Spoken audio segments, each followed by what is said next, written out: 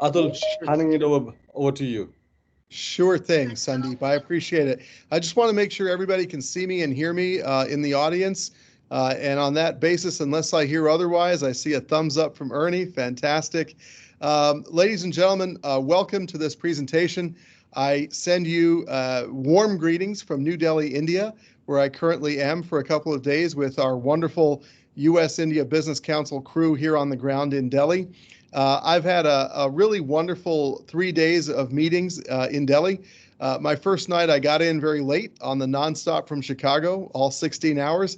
And the next day, I met with four ministers of the government of India, including the foreign minister, the trade minister, the minister of roads and highways, and also the minister in charge of the digital economy, who's also an honest to God semiconductor designer, worked for Intel. And those were fantastic meetings. I also met the president of the Bharatiya Janata Party, Mr. J.P. Nadda. And that was the first day. The second day, I met five secretaries of the government of India. I've also met a bunch of companies who are members of USIBC. And here's what I want to tell you before we start with this wonderful event. First of all, I think there's a general agreement, if not universal agreement, on the long-term logic of U.S.-India convergence. Geostrategic convergence, geoeconomic convergence, convergence between our peoples, our two great democracies. What I heard was an enormous vote of confidence in the U.S.-India project. I heard that same thing from bankers in New York City and hedge fund and private equity folks in New York when I was there last week. And it is clear that India and the United States, two vast, diverse, robust democracies, are two of the most stable investment bets in the world right now, and certainly are always responsive to their people and to their voters. So I'm really enjoying my Bharat Darshan while I'm in Delhi, and I'm very optimistic. I have really a lot of enthusiasm about the future of U.S.-India relations and the centrality of the U.S.-India economic corridor. I think there's an enduring alignment of our interests, and it was proved to me on the flight with all these Indian Americans going home to see their grandparents and bring it, or their parents and bringing the grandkids with them. That to me is very touching and close to the heart. So to the matter at hand. I am really excited to greet everybody and introduce today's webinar, which is going to focus on the election results that took place in five important Indian states. If the Indian national election is the Super Bowl and World Series and FA Cup of democracy around the world, with 700 million people voting, then whenever you have an election in India, a state-level election that involves Uttar Pradesh, that's kind of like the National League Championship Series. It is about as big as it gets. Uttar Pradesh itself is bigger than almost any other country on earth in terms of population. And we just got through the election result announcements of five key states, Uttar Pradesh, Punjab, Goa, Uttarakhand, and Manipur. And so these results were eagerly awaited by all of the people who voted in and waded through the various phases of the Indian election process over the past 6 weeks. The announcement was yesterday, and the whole capital is buzzing about the results. So I want to thank my dear friend and respected colleague, entrepreneur, bon vivant, raconteur, all-around great guy, Kilimanjaro conqueror, Ernie Bauer. He's on the call with us. This event is being organized by BowerGroupAsia, which Ernie founded. And this has been a regular collaboration between the U.S.-India Business Council and our valued friends at BowerGroupAsia. So Bernie's a great guy. Ernie's a great guy. He's got a great team. And we're going to hear their very expert analysis on what it means, what are the political and economic implications of this election. What happens in UP has resonance all over India, and that is true as well about what happened in Punjab. I was a political officer in the American Embassy 1,000 years ago. One thing I learned is never prognosticate on Indian elections. And I have learned not to do that, but it is always great to analyze Indian elections once we have the results. So, friends, I'd like to hear what the panelists have to say, and I'm very much looking forward to the discussion. I will say that it was really wonderful to hear all of the positivity about U.S.-India. Our member companies are very excited about this relationship, and I think we can look forward to a glorious future of U.S.-India relations, including my favorite aspirational goal, which is achieving $500 billion in trade in goods and services every year between the United States and India, and having our two countries become the most geostrategically important relationship between any two countries on earth. So with that, let me talk a little bit about Ernie. Ernie is a rugby player, and rugby players play American football without all the benefits of padding and helmets. They just go straight at it. And that's his style. He grew up in northeastern Pennsylvania. He has built a great company with branches all over Asia that provide expert advice in all of the key markets. He's got a great team of people who work for him. Ernie's a listener. His company reflects these traits. He grew up convinced that he'd be a doctor, but he, like I, both fell in love with Asia, and he has applied his energy to helping companies do good, sustainable, and meaningful work, working with his wonderful team. So with that, let me welcome everyone and turn it over to Ernie. Thank you, Ernie. Over to you. Atul, thank you so much. I hope we recorded that introduction. I'd love to use it as our promotional piece. Thank you, Atul. I really appreciate your friendship, and I wish I was in Delhi with you. And congratulations on your new role leading the U.S.-India Business Council. That energy that you've just shared with us this morning is going to make a huge difference. And I think with you, Nisha and Ambika rounding out the leadership circle, the council is a compelling force for good in that bilateral relationship you've been talking about. This morning, or for me, it's morning. For those of you in Delhi, it's afternoon. But on behalf of Ratan, Pramit, and my team at BowerGroupAsia, I'd love to thank you for the partnership in our work on the Indian states and for putting together today's timely event. As India enters the midpoint of Prime Minister Modi's second term, Wednesday's state assembly elections in 5 states are indeed a bellwether for the political and economic mood and direction of the country.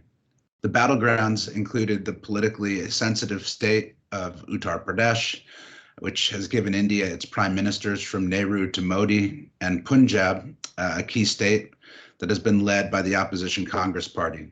Wednesday's results saw BJP retain power in 4 states despite India's historic trend of anti-incumbency, and that will bolster Prime Minister Modi's government as it seeks to undertake key economic reforms.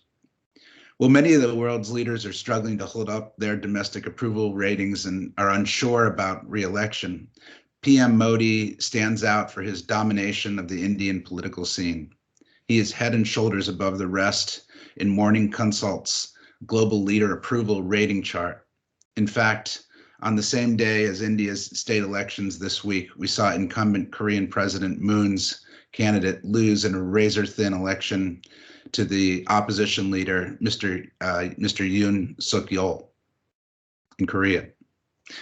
Here in India, PM Modi has used this political capital. He's carried out major economic reforms, such as introducing bankruptcy regulations and a nationwide goods and services tax. He's introduced a biometric identification system and used that to introduce well-targeted and broad-based welfare programs. But even PM Modi has struggled with the 2 years of the COVID pandemic and the economic recession that repeated lockdowns have induced. His ratings have fallen, even if down to levels most other politicians would love to have. And the ability of BJP to ride his coattails and win elections at the state level has frankly been mixed, which is why this week's state elections are very significant. They set the stage for national elections in 2024, as Atul mentioned, and they were the litmus test for whether PM Modi can continue down the reform path. Given the broad dimensions of BJP's electoral success, Ratan and Pramit will look at what this means for the Prime Minister's political future, his capacity for future economic reforms, and India's role in the rollicking geopolitics we are living through. Mr. Modi's reform agenda is very ambitious, with power sector reforms, more privatization, and labor codes on the government's short list of things to do before national elections virtually begin at the end of this year. I'm grateful for all of you joining us, either in person And I must say, I really am experiencing FOMO seeing you all together in Delhi or virtually. I look forward to our speakers' remarks, and once again, thanks to our friends and colleagues at USIBC for partnering on this important initiative with BowerGroupAsia. So now, without further ado, Ratan and Pramit, over to you to share your expertise and analysis on the elections. Thank you, Ambassador Bower. So before Ratan and Pramit takes over, I'll just briefly introduce them to you. So first of all, let me introduce my old friend Ratan Srivastava, the Managing Director of Bower Group in India. I've known Ratan for the last decade, and it's been a pleasure knowing Ratan. He had actually been in many places, KPMG India, Frost Sullivan, Ashok Leyland, and all in different leadership positions in these companies. He's the board member of the SATCOM Industry Association, and he's been the advisor to FICCI, for where I actually did the most of the interaction with him. He's a veteran of the Indian Army, and he has done a number of work out over there in the Ministry of Defense and Capital and Revenue Procurements. And he regularly contributes to different analysis policy in areas of defense and space matters. And then I'd like to introduce Pramit Pal Chaudhary, a renowned journalist. He's a highly regarded expert and analyst on the Indian political economy, and he's got, decades of experience as a journalist, and he keeps on helping BGA and the clients on different geopolitical strategic issues. And he's also the foreign affairs editor of Hindustan Times, and he has served on the National Security Advisory Board of India. And he's also the distinguished fellow in the Anant Ashman Institute and a member of the Track 2 strategic dialogues, including those with the United States, China, Israel, and the US-India, Japan trilateral. With no further ado, I think I'll hand it over to Ratan and Pramit. So let the spotlight be on both of you so that you can actually help us understand what exactly happened in these 5 states. Over to you. Thank you so much, Sandeep, and thank you, Ambassador and Ernie, for getting the introductions done. And we look forward for having this discussion with all of you, and we'll be happy to take some questions. And as Atul said, it's really very difficult. I mean, since he was here on ground as the political advisor and has seen, it's very difficult to predict results. And this election definitely was a very hard one to predict, because the BJP went into this election on the back of many defeats. And in 2019, they lost several states. They lost in Bengal. They scraped through in Haryana with a coalition government. Things are not looking very good for them. And then we have this major election in 5 states of India, Uttar Pradesh, as both Ernie and Atul have said, being the most important populous state of India, politically very sensitive. Uttarakhand, which was carved out of Uttar Pradesh several decades back, equally very, very important sensitive state. So these states in the north, and then we have Goa, the coastal state in south, which is also famous for its mines and minerals. And in the far east, we have Manipur. So pan-India, crisscrossing India, we had the selections in 5 states. And BJP has set up a new trend of pro-incumbency with increased vote share on a pan-India basis, which is amazing, given the fact that they did the selections on the back of COVID. Very, very difficult time for India. We lost hundreds and thousands of people in the second wave. And of course, the challenge of vaccinating the entire population. More than 90% of the population, as we know, is vaccinated today. So having this as the background to go into an election was a difficult task. And as Pramit and I will possibly walk you through with some of the aspects as to what worked for them and what did not work for them, and what would we be seeing as an impact of this election going forward, is something that Pramit and I would have a chat with you. And Pramit and I love to do this often, online, offline, when we meet and chat. So Pramit, what do you think worked for them in actually going in all the 4 states that they've won? Law and order, was that one of the issues? Well, it was a slightly different campaign, I think, in each state. But I think in Uttar Pradesh in particular, yes, law and order was one of the issues. But I think fundamentally Modi was able, or the BJP was able to put forward a narrative that we are the party of governance, that people who, the Samajwadi, the main opposition party there, if they come to power, they will cause, you will see a drop in things like police action, because there was a problem when the Samajwadi was there earlier. And the good thing about one of their biggest accomplishments is to blunt the argument that they had mismanaged COVID, that the real serious economic depredations that had followed over the past 2 years because of repeated lockdowns was their ability to use what had been mentioned earlier, an extremely efficient, by Indian standards, welfare structure that they had set up, and use that and pumped rations, food, edible oil, just cash at times, straight through to so many people that on the ground, everywhere, every journalist who went everywhere would talk to people who would say, yes, I'm hurting, I lost my job and so on. But do you have a problem with the government? They said no, because they've really gone out of their way to give me all of this. So we're not starving, we're not having these problems. So that combination of being able to position themselves as the party of governance, combined with the party that of a protector state, that we helped you through the COVID situation, and the fact that a lot of Indians don't blame the government for the pandemic. They say it was a global, epidemic. There was nothing anybody could do about it. Lots of other richer governments struggled to handle this. So we're not blaming the government for this.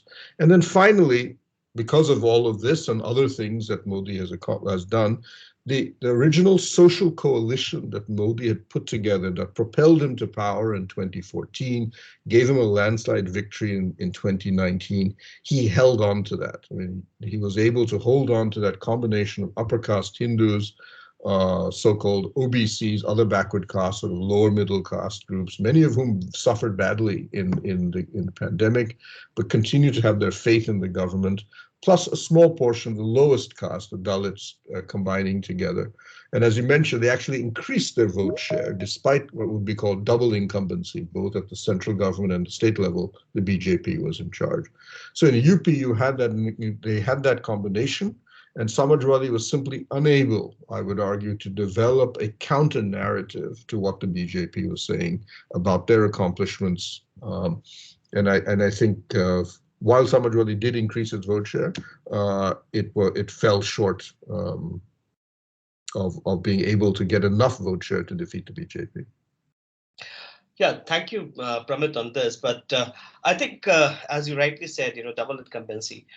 There's a lot that the government of India has done in terms of the direct benefit transfers to the people who are entitled to get those transfers. And I think that must have played a big role, because people who were entitled to get some pensions or some small cash handouts, there was no middleman in between, and the money went directly into their bank accounts. I think that, and apart from the fact that the central government schemes, which were supposed to target the most, I would say, underprivileged people in society, in terms of having a roof on the head, such as the PM Awas Yojana, and of course the largest healthcare scheme in the world, Ayushman Bharat, which is something which came very handy during COVID management, and people who unfortunately fell victim to COVID, they were given treatment in the government hospitals and the insurance scheme that the government has rolled out, Ayushman Bharat. I think this and the free cooking gas, the free cooking gas that was being given to the women, along with the toilets for women. And I think one of the things possibly we may agree is this, Pramit, that there was an impartial and effective last mile delivery of all the benefit schemes that the government had rolled out in the COVID time. Do you think that would have played a role in helping BJP, earn a goodwill despite COVID? Well, I think, yeah, I mean, one of the key points that is often made when I talk to journalists who've been on the ground for this election or any other election in recent times has been the incredible ability of the BJP to develop a very highly mobilized and enthusiastic grassroots movement of party workers. So what would often happen is that they would have a network of small cells across the country in slums and rural areas, and they would literally map. And I've had journalist friends tell me how they've gone into these BJP little cells and see they have huge maps and laptops describing each and every household around them, and then which welfare programs each of them is eligible for, and then a sort of tick off as to which of them has got the money. And they will actually ring up these people and say, look, we hear you are eligible for such and such welfare program, but you're not, are you getting it? And they'll say, no, we haven't got it. And they're like, okay, we're sending somebody over to find out what the problem is. We'll help you fill out the forms, and then we'll chase you up on it. So this is one of the things I fear that the Congress Party, which has traditionally been the main opposition party, has lost. They have that network of highly mobilized party cadre is no longer there, or has shrunken, shriveled, especially outside of southern India. But this thing is, and one of the key points which we were discussing earlier, is this has gone down very well with female voters. Women voters are now the majority in India. In the past 5 or 6 years, women now vote in larger numbers than men. And we're seeing pretty distinctive evidence that, especially in UP, in Uttar Pradesh, you saw a majority of women saying they preferred the Modi government, or they preferred the BJP, partly because of the welfare, partly because they liked that interaction that they were getting, but also because of the law and order issue that we mentioned earlier. Absolutely. Something that, that as you and I have been speaking about earlier as well, we are witnessing a new, I would say, voting bloc take shape in India. And that voting bloc cuts across, I would say, gender, cuts across communities and classes, castes, which traditionally have been, vote banks in India. And that is the consolidation of women voters, whose lives have been directly impacted for the better in all the states there where the government schemes have been rolled out, and those are central government schemes, and therefore even the states which are ruled by the opposition would have to implement those schemes, right? So I think there's a consolidation which is happening, and it's a new political phenomena. And as of course policy watchers, and we would like to keep a track on how this is going to impact the next big ticket elections in 2024, because if this consolidation continues to gather pace, this would become the largest block of voters, which could swing the election any which way. What do you say about that? Consolidation may be too strong a word. It's not like all the women are necessarily. What you're looking at is a 3 or 4% swing in favor of the BJP, at least in this part of the country. But that's huge, given that in India elections are often won on 2 or 3 percentage point vote share. But if that continues, yes, this is going to be a major issue, I think, for the opposition. But I point out that when you look at Punjab, a state where the BJP was not expected to win, and therefore there were no high expectations there. It was a straightforward battle. Initially, it was assumed that the Congress would have a walkover, but they fell to a lot of internal fighting.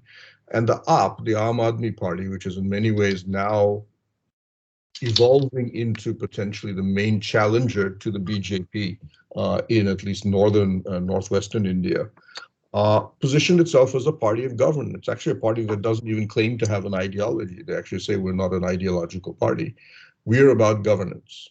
And we are about the ability to provide the services, in many ways mimicking the BJP, but without the sort of religious nationalism that the BJP uses to mobilize its cadre.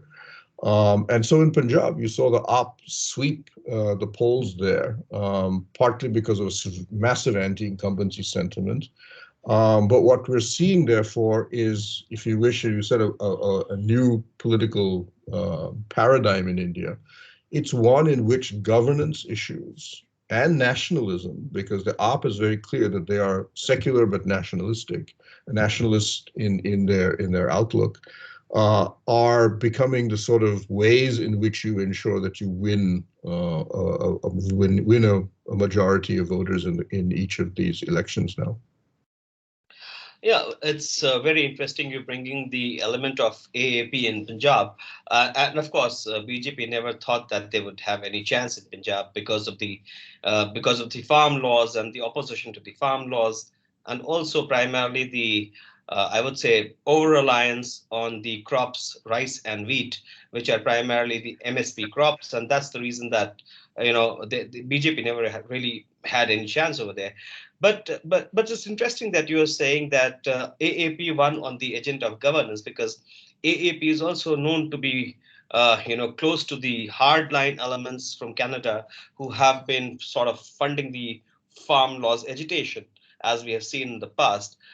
Some separatist elements have been a part of it. So it'll be interesting to see how they would be able to govern the state, a state like Punjab, which has one of the highest, I think, debt to GSTP ratio, something in the range of about 40 to 42%, which means primarily that their finances are depleted beyond a point.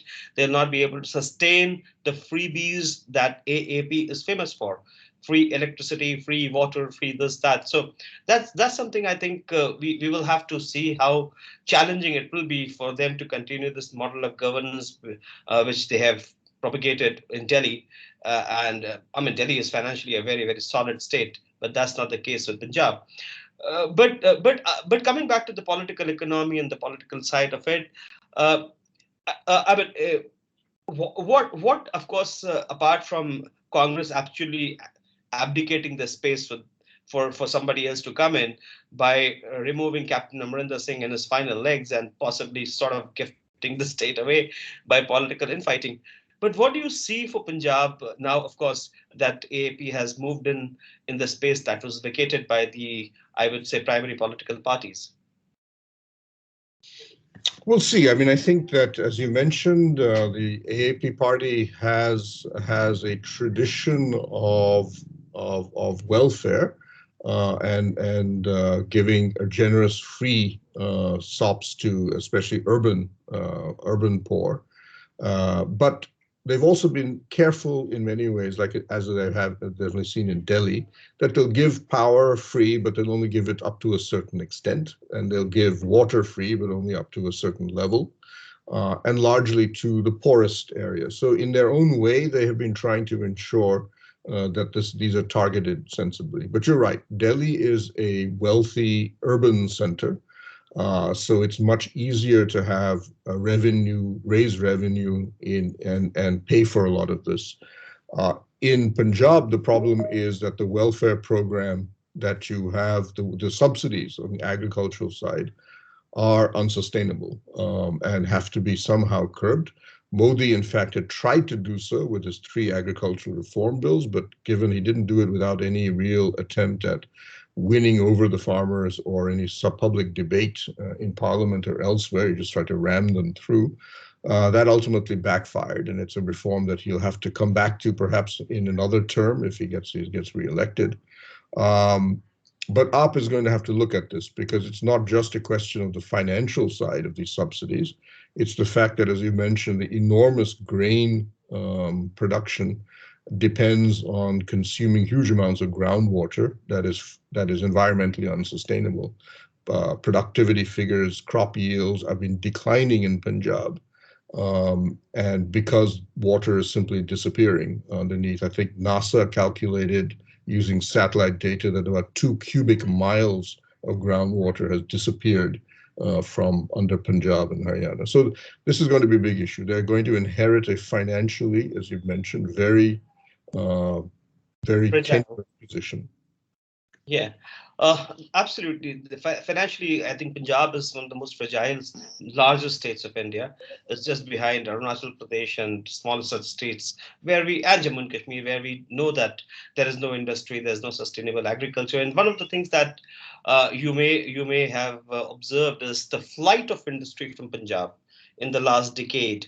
I think in the last decade, all the major Punjab industrial centers like Jalandhar, Ludhiana, Mandi Gobindgarh, they have seen a flight of capital and flight of industry from Punjab to neighboring states, primarily because the neighboring states were more competitive in terms of incentives that were given. I think one of the things that Punjab will have to like to position itself is an industrial state and attract more, I would say, capital and of course the talent that has to be there, as compared to its neighboring state in Haryana. In Haryana, we have seen that the government has done its bit to ensure that there is, I would say, industrial centers, IMTs, as you know, as they call them, available to the industry. I think that's very important because there's a lot of drain from Punjab in terms of exodus of people from to other countries, and that's primarily happening because there's hardly any employment, and the law and order situation, of course, there is extremely, I would say, fragile compared to, let's say, even neighboring Haryana or Himachal Pradesh, and it's a border state.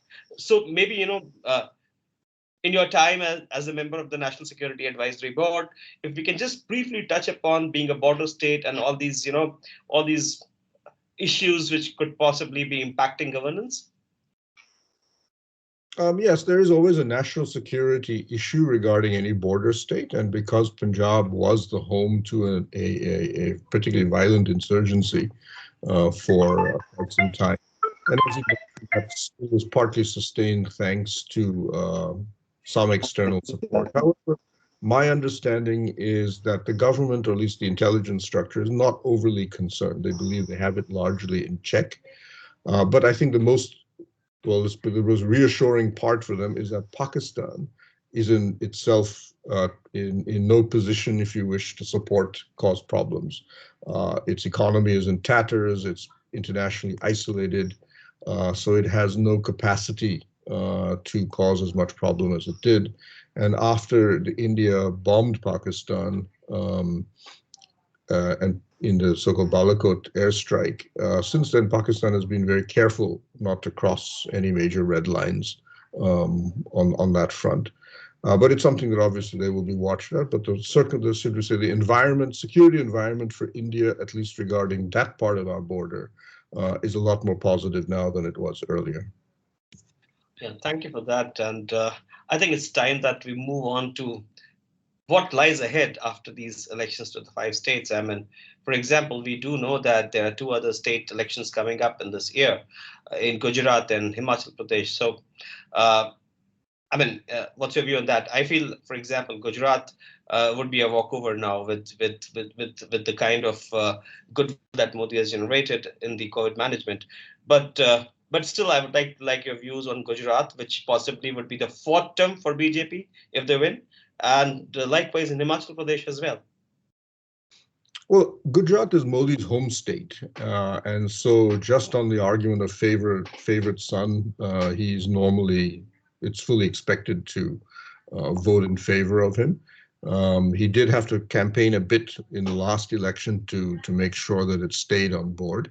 But there, it's really a straight battle between the Congress and the BJP, and the Congress, as we've mentioned, is not in great shape. AAP will try to open its account in Gujarat, and that will be interesting, but that will actually help the BJP because it'll splinter the opposition vote. So even if AAP is able to get 6 or 7% vote share in Gujarat, it'll only help, at least at this stage of the game, it'll help the BJP. So yes, Himachal is too small to really matter at the national level. But Gujarat is the only important. And the good thing about that, really, and this is where it gets into the issue of what government will do now in terms of political reform, economic reforms, is that with the end of these 5 state elections, the coast politically, the landscape is essentially empty all the way till the end of the year. Both these other elections are going to happen probably in December. Gujarat, as I said, is almost certain to go to the BJP. So the BJP, and I've talked to BJP leaders, they say that, look, we basically don't have to worry about the normal election cycle for the rest of this year. Next year, there are a large number of elections, but more importantly, by the second half of next year, you're going to be really deep into the national election campaign anyway. So any further actions in terms of policy, especially economic reforms, are really going to have to be done this year, this calendar year, and maybe a couple of months into next year. But they don't have to worry now about elections generally at the local or any other level. As they carry out these reforms, which are often unpopular among voters. I think I hear you, Pramit, and I hear you when you say that they have the agenda for this political and economic reforms to pursue now that the coast is clear, so to say, till 2024. So I think they have the political capital and the political will to pursue the economic reforms in banking privatization of some insurance firms, asset monetization, disinvestment in some of the major public sector units that has been pending for a very long time, such as Bharat Petroleum as well. Of course, LIC. And I think one of the major issues that would possibly impact a lot of investment coming into the country would be if we are able to get those hundreds of labor codes unified into a labor code system that the government had initiated and possibly fell short of pursuing because of the several, I would say, hurdles that came on the way.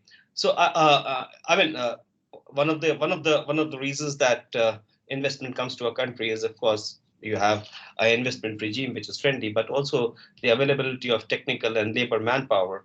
So, can you just talk a bit about the codification of the labor laws, which has been pending for a while now? Yeah, so the most difficult reforms in any economy are called factor reforms, which labor, land, and politically always the most sensitive. One of only two reforms that Modi has had to roll back was in fact land acquisition right at the beginning of when he came to power.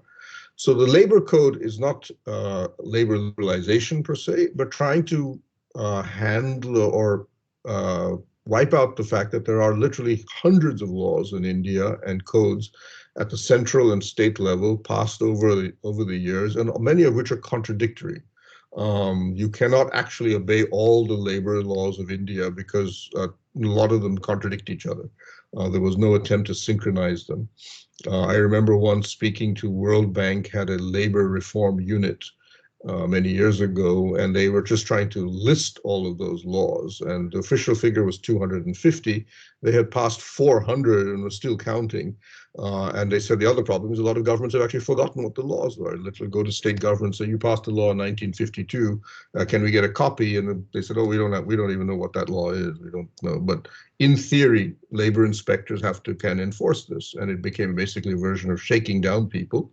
And as you know, the result was that a lot of companies in India avoided unionization. So we had this enormous number of small enterprises that stopped at about 10 or 15 workers, depending on the state, because they didn't want to allow mandatory unionization or allow a lot of these laws to apply to them, which was stultified our manufacturing sector.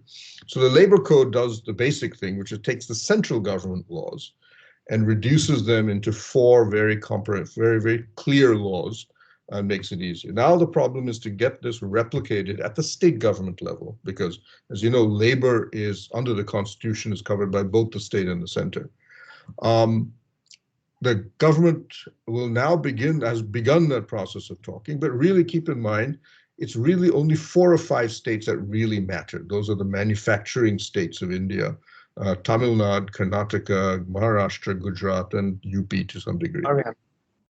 And these election results will basically empower the central government to be able to go to these state governments and say, look, don't try to put up resistance.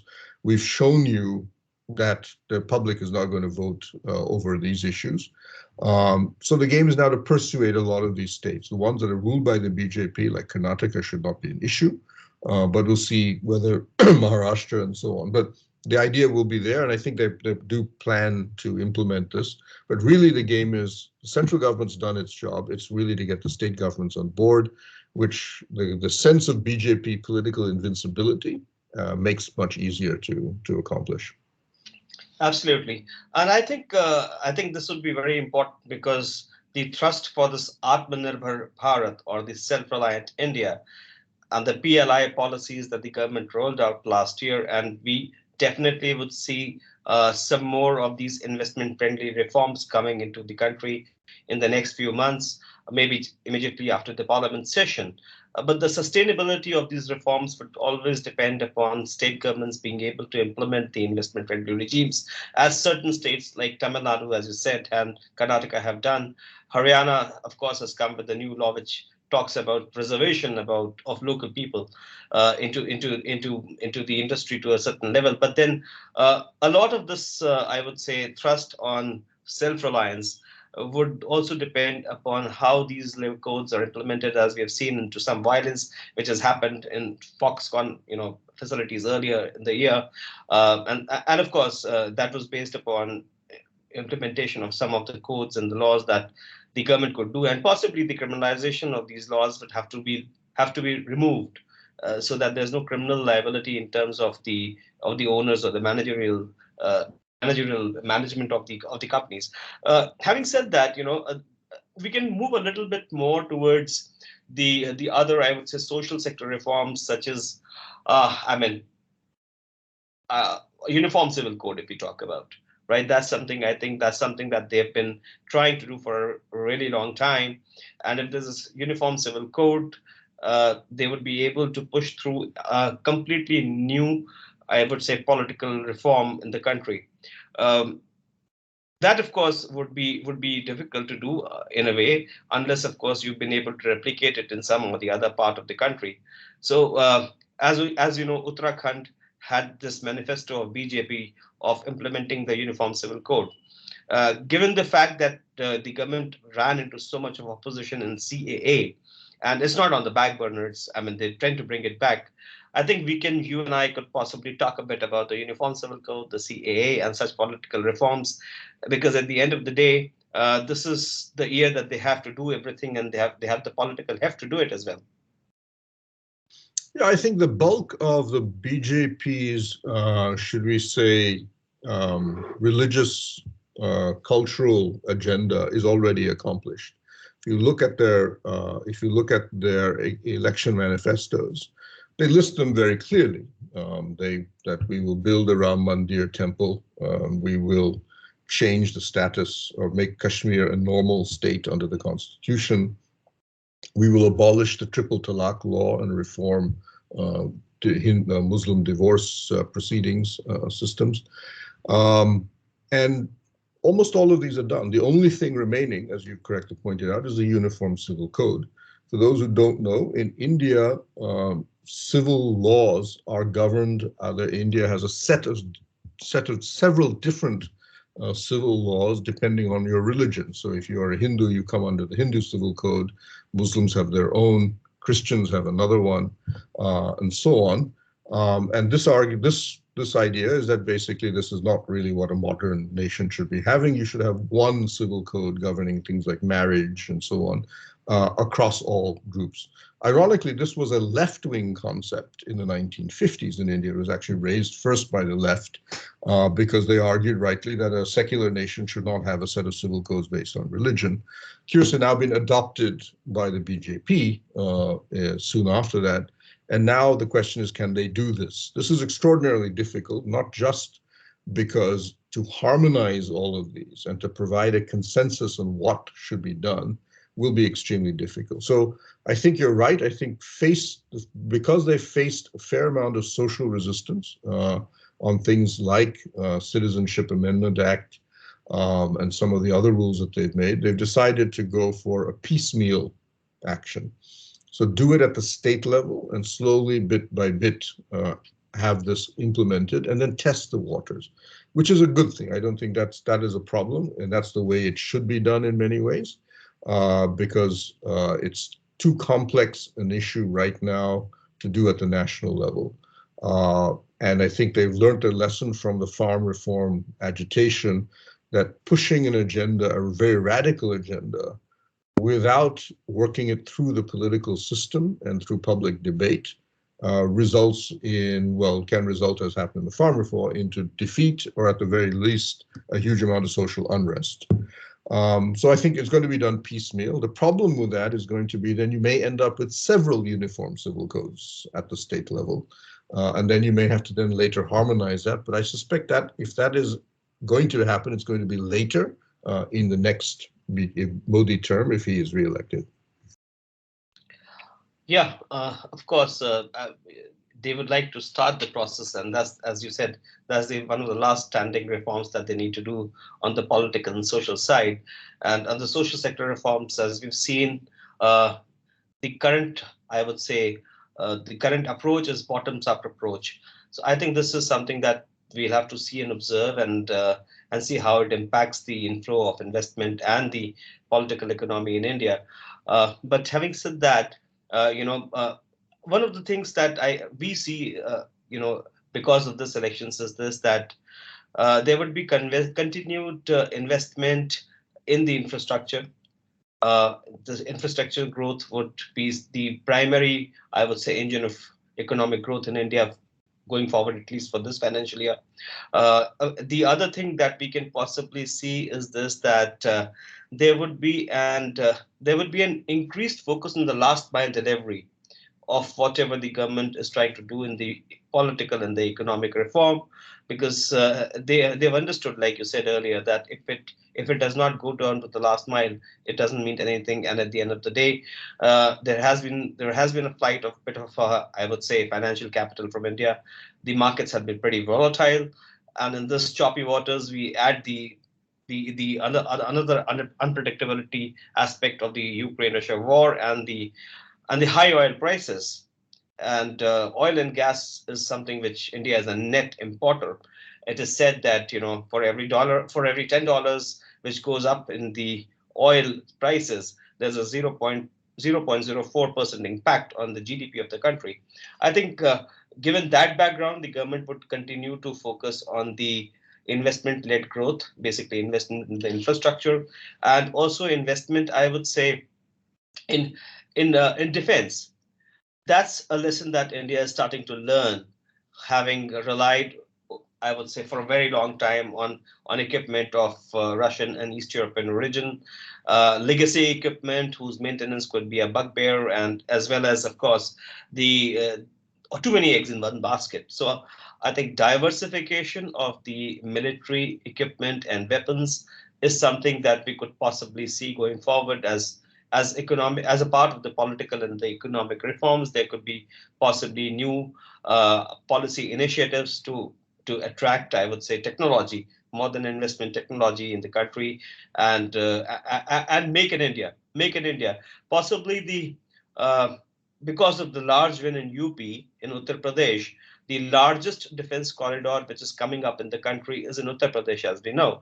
So I think that could be one of the agendas for the government going forward in the next 15 to 18 months, development of the defense corridor. And again, I would like to draw upon your experience as the member of the NSAB, maybe invite your views on that.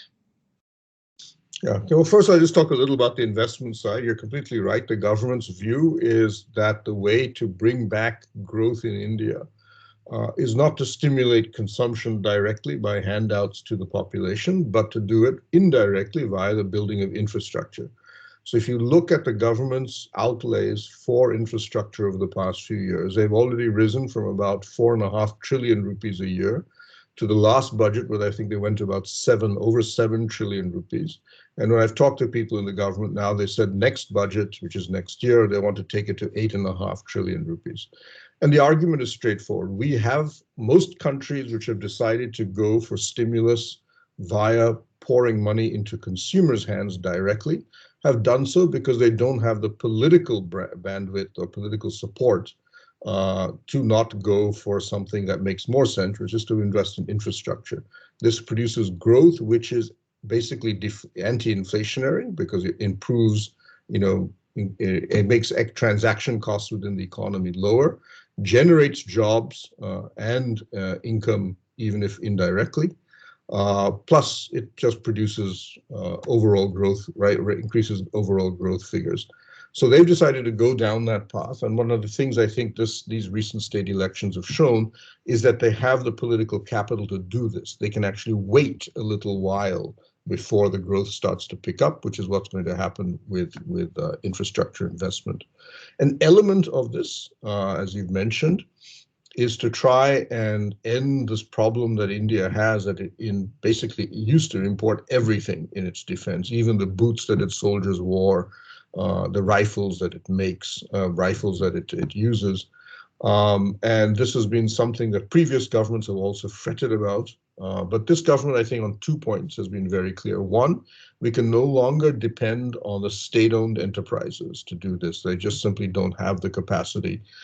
They are there, and because there are no other companies in these areas, especially in aeronautics. But for the most part, we are trying to try very hard to get this done through the Indian private sector defense. The privatization of a large portion of the Ordnance Factory Board, which is a sort of giant sprawling World War II and set of enterprises that made everything from blankets to cables and so on for the Indian military.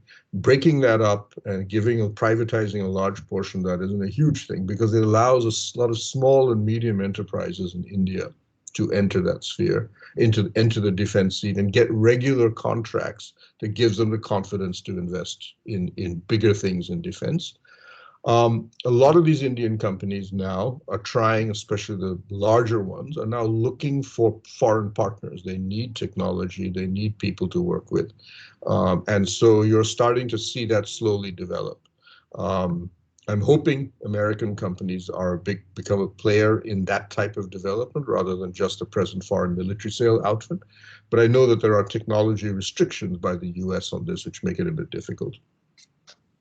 Yeah, I completely agree with you, Pramit, because the integration of the tier 3 and I would say the SMEs in the defense industry into the global defense and aviation supply chain is integral for success of India as a manufacturing country, whether it is in the private sector or in the public sector. And in the past, we've just seen pockets of these, I would say, integration happen in certain centers like Bangalore or Pune, or where we had the public sector enterprises. But as you rightly said, we need more investment from the private sector in India and technological collaborations with foreign companies and the integration of the SMEs into the value chain to ensure that we are able to telescope this gap between what we import and what we possibly could manufacture in India.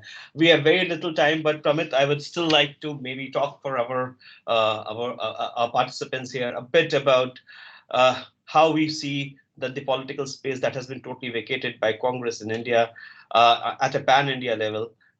How do we see the political activity moving into that space, because possibly BJP still does not have anybody at the national level as one opposition party. It is, of course, fragmented into states. And what impact these state elections would have in the election of the new president in India and of course, in Rajya Sabha. Very quickly, if we could just talk a bit about this. Well, I think the key element of this is, as you've mentioned, who is the opposition that you're going to be facing for the BJP. BJP continues to get about 40% of the national vote. And what is interesting, I think, and one of the weaknesses they continue to face is that the party's approval rating remains half of that of Prime Minister Modi. So a lot of opposition parties at the national level, we can't take this guy on because Modi is simply too popular. He's much bigger than his own party is. So that still leaves a space that, especially in a post-Modi political situation, that there is going to be enough capacity for a political party to fight. The Congress's weakness has led a number of parties to try and see if they can fit that space. We've mentioned the Aam Aadmi Party, which in just 10 years now controls 2 states, right in the heartland of BJP's strongholds in the north and the west.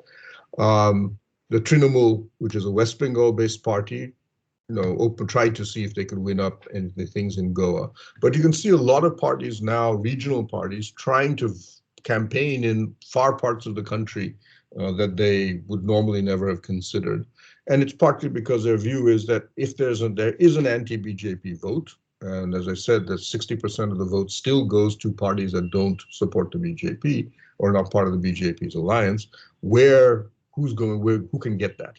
And as the Congress continues on its death spiral, a lot of these parties are going to try. But it's very difficult to predict because what the Aam Aadmi Party may sell well in Delhi, but when it's tried to go into other states outside of northwestern India, It's a it's different not. thing altogether. It's a different thing altogether. Just quickly, because we need to elect a new president in the summer, and of course the composition of the upper house, the Rajya Sabha, would also possibly change.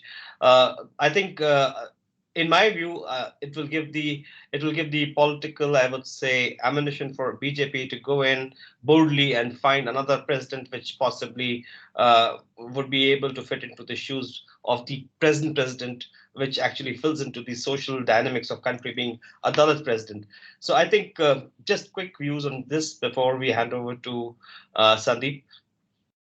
Yeah, I mean, I think for the BJP, they will control the presidency now is a shoe-in anyway. They were not going to have any problems. But yes, they will have the votes to easily have their first choice as a president installed. They will also continue to dominate the upper house. So legislation is not an issue anymore, or has not been anyway, but this has been reconfirmed, if you wish, with the recent state elections. The question is what type of president. The presidents are often used for political signaling purposes. You choose, so you've had a Dalit, a low-caste president, for example, under President Kovind. And there are strong rumors, and I'm not going to say I can confirm any of that, that Modi may actually be looking even for a person from the minority communities, a Muslim or a Christian, as the next president. Partly because he feels now he wants to rejig the party and make it look a lot more inclusive than it has come to be seen over the past few years. But as I said, that's just buzz. We don't have any clear idea. But yes, the president now is a shoe-in for them. They can choose anybody they want, even you, if they feel like it. Thank you, Pramit, and thank you everybody for being here. And back to Sandeep. Sandeep, all yours now. Thank you, Ratan. I think there are a few people who would want to actually ask you questions. If in case you have a few more minutes, then I'll probably, if you will indulge us a bit. First, I think one of the questions which came in, I think picking up from what Ratan, what he said, that India is a heavily oil importing country. So in principle, right now, what is happening in Ukraine, it means that we are going to probably import a lot of inflation along with that. Oil experts are already talking about oil reaching around $200 a barrel. Now, what does it really mean for the national elections which are going to come up? Because we saw that trend in 2013 when oil reached around 130 a barrel. And that definitely had an impact on how the UPA performed in 2014. Now, in case we suddenly reach $200 a barrel, what will it mean for a future NDA government in 2024? And I'll let Pramit provide a response to that. So right now, I mean, if you look at what's happening on the oil markets, a lot of that is just risk premium. It's about uncertainty. It's not really about a shortage of oil. I mean, put it simply, America says we're not importing Russian oil, which is a specific kind. It's called the Matuz 100. It's a very viscous crude oil, which America doesn't itself manufacture. So what is America doing? It's buying probably from Canada, Mexico, Brazil, the other the countries that produce that specific viscosity of crude. But those countries used to sell it to who? They used to sell it to China. So what is China doing? China's picking up the Russian crude that was going to the United States. So the net result is, as far as supply and demand is concerned, it's the same. Nothing happened, nothing changed. A lot of the market was roiled because they were scared that something bigger would happen. In particular, if Europe said, we're not going to buy Russian crude, and if that would make a huge drop in supply for a short while and have the Europeans going off into the global markets and picking up oil from spot markets at high prices. That hasn't happened. And I think at the heart of this is the Europeans have already said, we're only going to take till 2027 to slowly wind our dependence, reduce our dependence on Russian oil and gas and coal and so on. Immediately, you can see the oil prices begin to fall again. So on oil, I'm not overly concerned. My sense is that, and the Saudis, while they're refusing to do anything right now, it's pretty clear they have 3 to 4 million barrels a day excess capacity lying waiting. if they feel like using it. So at present, I don't think they feel that this is an issue. So my sense is that if you're looking at an election campaign that begins in the second half of next year, oil is not an issue. Inflation will be an issue because global inflation is an issue even before the Russia-Ukraine crisis. Gas is a different story. Yeah. If gas doesn't move very well, and the European Russian gas can only be piped to Europe. It can't be piped anywhere else. Russia has only one pipeline to China, the power of Siberia, and it's way too small to handle European gas. The day if Europe suddenly says, we're not taking any Russian gas, the European Russian gas, not the Siberian Russian gas, literally disappears from the market. Then you will have a massive shortage of gas in the global markets. Then you will see a problem. But so far, as I said, the Europeans themselves have run away from actually going that far because they're looking at the figures and say, where do we get this gas from? I am more concerned, I think, about some of the agricultural problems the world will face. We import potash fertilizer almost solely from Russia and Belarus. We have no other sources of potash. The world doesn't have any. Canada and the United States largely consume what they produce. If that so far has not been given a waiver on the sanctions that Americans have announced. So if potash fertilizer cannot be imported to India or anywhere else, global agricultural prices will start to rise. And that will be an enormous impact. Those are the smaller things, but those are big as far as India is concerned in the short term, maybe 3 to 6 months. I still don't see this war going on and on all the way until the middle of next year. Right, but food inflation has always been an area of concern for Indian politics. You know how prices of onions can actually deter the results of an election. So, I mean, there will be also be, we already see global commodity prices rising. The global supply chain is still not back 100%. So there is still a lot of disruptions. We know the lack of containers in different ports, etc. and all. I mean, is there going to be an impact overall in the future? I mean, even if this war comes to an end in the next couple of weeks or months, I mean. Pramit, maybe, go yeah. ahead. I'll just comment as add to what Pramit said about the gas part and the fertilizer part. I think India would be more overly concerned if there are disruptions in gas supply, because gas is absolutely essential to India for fertilizer manufacturing, and we are very highly dependent upon import of gas from all over, right? We have long-standing agreements for gas import from all the gas manufacturing countries. So I think if there is an impact on gas supply on the world, one of the issues that we will have is about having this gas coming to India in the rates that we want to come into India, because fertilizer, as we know, is highly subsidized by the government. So that would be of interest to us. And of course, the import of potash. These are the things which will directly impact Indian agriculture, and therefore they could be having a direct impact on the agricultural prices in India, and possibly the MSP as well. So I think I would be more worried about gas at this point of time. Of course, oil is a global phenomenon. We really cannot do much about this. Pramit. Hey, I think Anand Vijay Jha, he's the managing director of Blackstone. He wants to raise a question. Anand, why don't you come in camera and put on your question?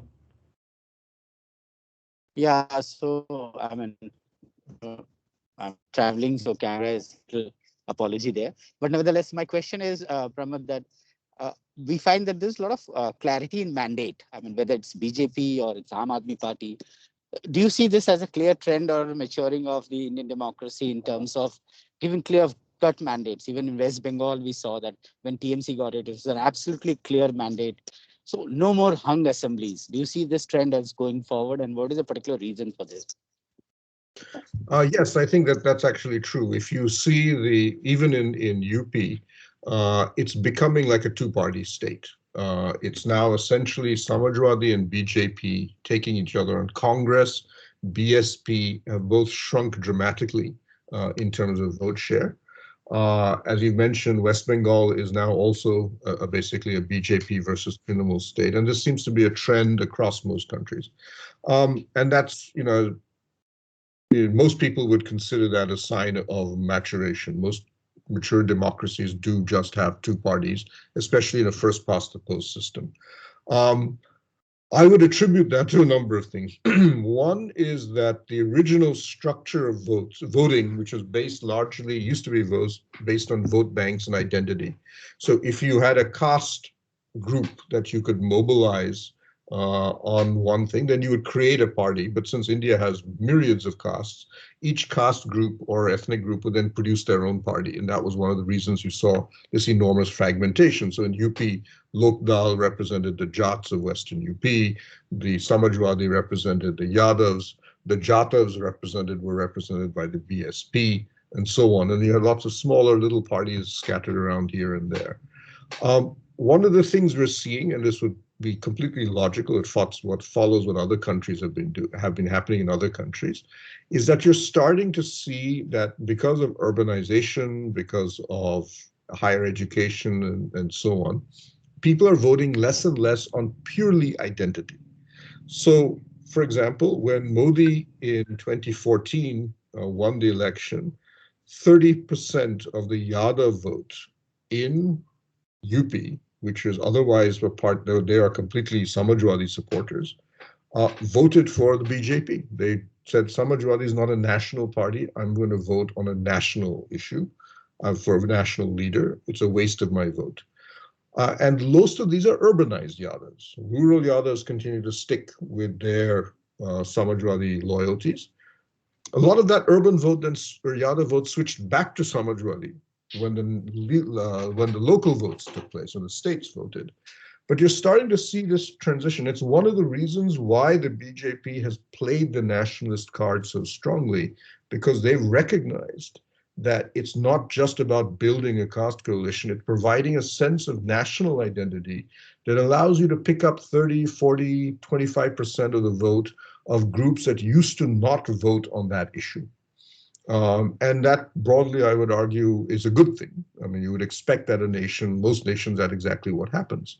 I'll give you a simple example. When the American Civil War broke out, when Americans used to call themselves, when Robert E. Lee, the Confederate general, was asked by both the North and the South to lead the armies because he was considered the best general in America.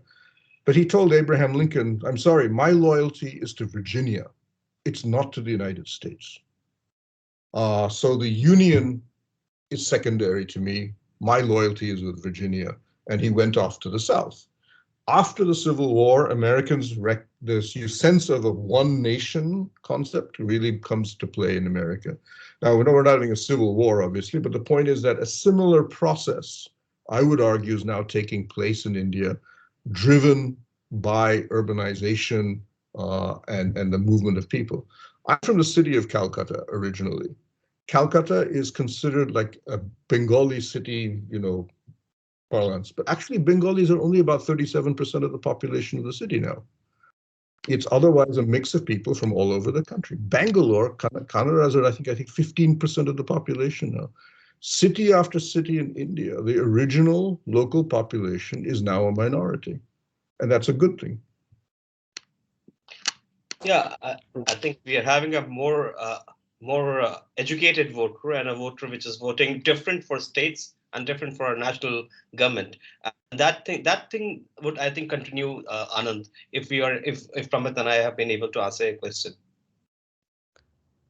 Thank you, Ratan. Thank you, Pramit. I think we have really run out of time, but I'll try to squeeze in a last question which came in. It's primarily because we are an economic advocacy group, is to when you said that, look, the reasons for this win is primarily because of the direct benefit transfer, the rural toilets, the gas cylinders, etc. and all. So these are all socialistic policies. But what does it really mean in terms of the economic reforms which we're looking for? The banking reforms, the disinvestment targets. I mean, this government does not even manage 5% of the disinvestment target, except for Air India, I suppose. So the question is, does it really have the appetite for economic reforms, or does it see that they can actually do a lot of their things which they're doing through these social benefits, etc. and all? I mean, in a way, pick up a lot of the things from up and actually translate them and see that they can actually win votes through that process and not go ahead with this economic reforms. I think both Pramit and I will answer this. The first test of the government's appetite for economic reforms would be with the disinvestment in Life Insurance Corporation of India. And for that, they have already notified the market. So the intent definitely is there. They were waiting for the elections to get over, and we would see this process to continue as far as the Life Insurance Corporation of India disinvestment is concerned, which will be the largest market capitalization based disinvestment that India will see, followed up with the sale of BP, Bharat Petroleum. That's something which has not been able to happen. And the reason it's not been able to happen is because Pramit and I both know about this, is not because there is no intent of the government. It is because there's several, I would say, several uh, alliances and joint ventures that Bharat Petroleum has with several state governments, and there's the will of state governments involved in it, where state governments also have a say in it because they hold a greater share in that JV. There's several of these roadblocks which are holding up the disinvestment of Bharat Petroleum. But yes, as far as the intent is concerned, we will see that litmus test in Life Insurance Corporation's disinvestment. Pramit. See, the point is that, economic reforms may be in the long term beneficial. In the short term, they are always unpopular. So what happens in most mature Western democracies is there a right-wing government or a conservative party. What do? They combine identity politics with free market economic reforms, but they use the identity side of it, the nationalism and so on, to get the mass voters to look the other way while they carry out reforms that oftentimes their own mass base does not like. So if you may look at one of the economic surveys when Arvind Subramanian was chief economic advisor, he did a survey. He looked at the data about what Indians thought about privatization, and it was overwhelmingly negative. Virtually nobody in India supports privatization. And it's true for both the extreme right and the extreme left. The RSS is almost as opposed to privatization as the Communist Party is. So what does a person like Modi do? But he surrounded himself with free market advocates, whether it's Bibek Debroy, Rajiv Kumar, and so on, even Ananta Nageswaran, Van, as we call him. All of these are hardcore classical liberals, strong believers in the market. So what has he done? He says, okay, I'll do the politics right. Then you tell me how to do the reforms that the voters won't like, but I'll make them not pay attention, or I will see that they vote for me for other reasons. So privatization is in many ways the most difficult of the reforms in the sense that there is no popular support for this idea. You've seen the BJP front organizations, the RSS, the BKU, and so on, all come, Swadeshi Jagran Manch, all come out against BPCL privatization. Air India, less so, partly because it was seen as something the Tatas should naturally take over because they created it. But banking, so on, a lot of opposers. So Modi has to basically navigate this. And I would argue that he's actually doing a good job of it. And I know for a fact that when the RSS has complained to him about some of the reforms he has carried out, he has said, look, I've given you Ram Mandir, I've given you Article 370, I've given you triple talaq, I've given you more than any other prime minister has done for your political agenda. Don't tell me how to run the economy.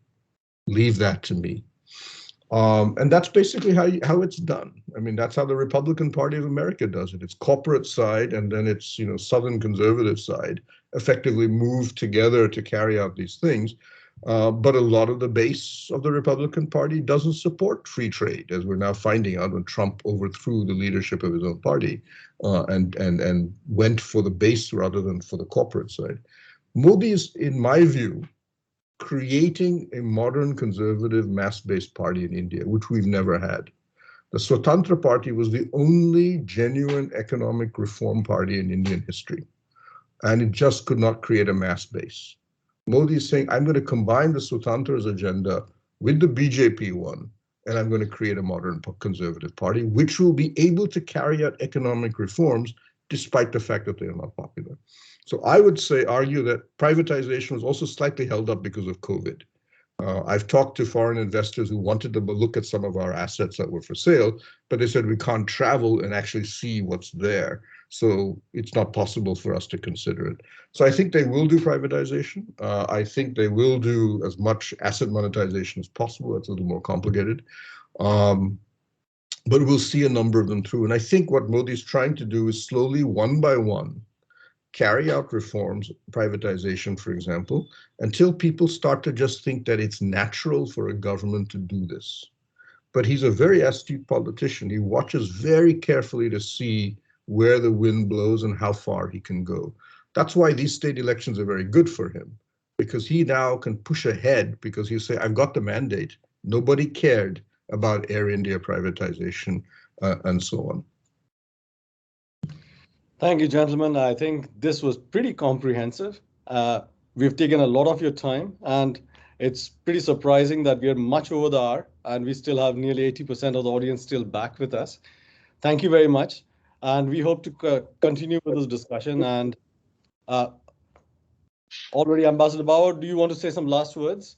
And I generally want to thank but thank you, gentlemen. Thank you, gentlemen. This was wonderful. This was a great discussion.